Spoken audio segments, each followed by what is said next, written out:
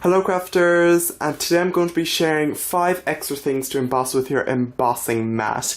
And I think about 2 or 3 months ago I filmed a video called 7 things to emboss with your embossing mat. It got a lot of views and I was very happy with the video. I thought it was a great video.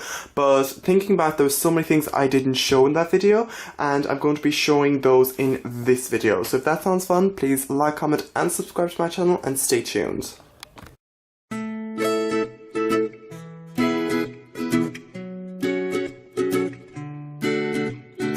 So if you don't know what an embossing mat is, it's a silicone rubber mat. You can get them from Sizzix, and you can also get them from Spellbinders, and I guess another few companies, but mine is obviously from Sizzix. They're very cheap and they definitely expand your range of dies and embossing folders and things like that. And I think I paid about €8 or €10 for mine, and it's definitely worth it. And what it is, it's basically just, I guess, a silicone mat. It's not very thick, and the way you use it is you put it into your die cutting machine. I have my Sizzix Big Shot. I'm just going to get it out, and you're going to want to use it on tab 1. So you can use it on tab 1 with both your cutting mats, and you can use whatever you're going to use, a die, or in my case I'm going to be showing you some things to use on it. And I recommend, I think I show how to use it in the video, which would be carded up here. So I'm just going to show you what I recommend using in it and my little ideas for it, and yeah. My first idea, or maybe it's like my 8th idea, I guess, is wire. So I did some little testings with it, and this is a fairly thick wire, so I'd recommend using a fairly thick wire. It won't work really well with a really thin wire, so get a thick one. And I just did lines with it. If you can manage to straighten it, probably even better. You can make so many amazing patterns, but I kind of like this uneven shape. And I did that, and also I did these little squares, which I thought were adorable. And then these little spirals didn't work out too well. I don't know why. I think they're so close together, and they're all done in one go that, I don't know, it kind of cracked a bit. But it still worked out, and it's still very nice. So if you're going to be making spirals, kind of make them as loose as possible and not too tight together. That's my tip, or else use a slightly smaller wire. So that's my first thing to emboss, and I think it's definitely my favourite. I wish I thought of it last time, because there's so many ideas you can use, you can do with them, and this is like one of my favourite backgrounds I ever made.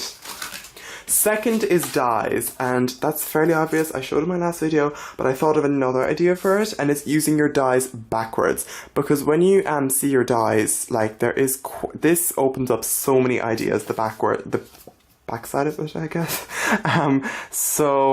This is a stitch die, as you can see, but you could use a normal die, and you could start by embossing at it on the back and then doing it on the front, and you get a nice cool idea. It would work well for a frame or something like that, or you could do it with the stitched, as I saw here, and it's here just the back, and this is like a little diagonal pattern that you could do, which would be, I think, very cute.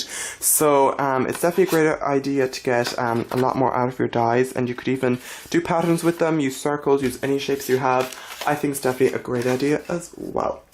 Next is pins, and you can use any kind of pins you want.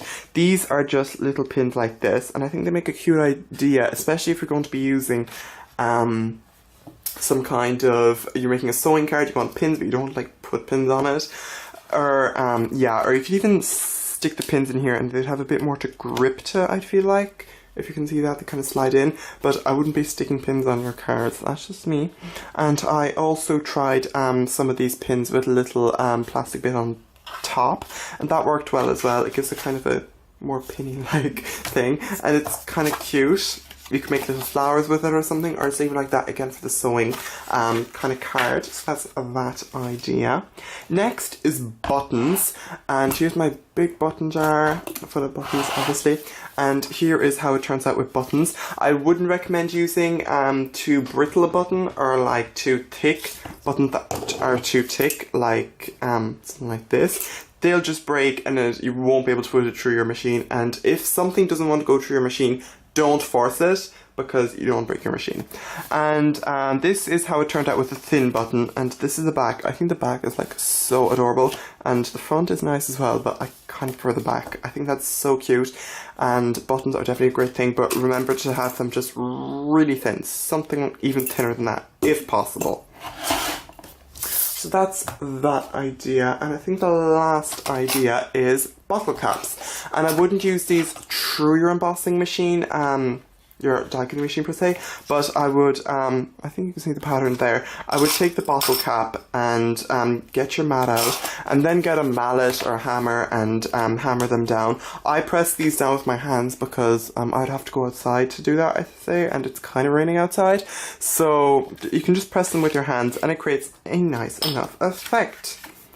And you can also try it with pins, maybe, like the little brooches, and it might create a little, yeah, kind of creates a little dome in it. So that's a fun idea as well. So if that's all sounded fun, please tell me down below what you want me to do next, and subscribe to my channel. And yeah, I guess that's really it for this video. I hope you enjoyed. If you found this helpful, please give it a big thumbs up. And thanks so much for watching. I'll see you next time. Bye!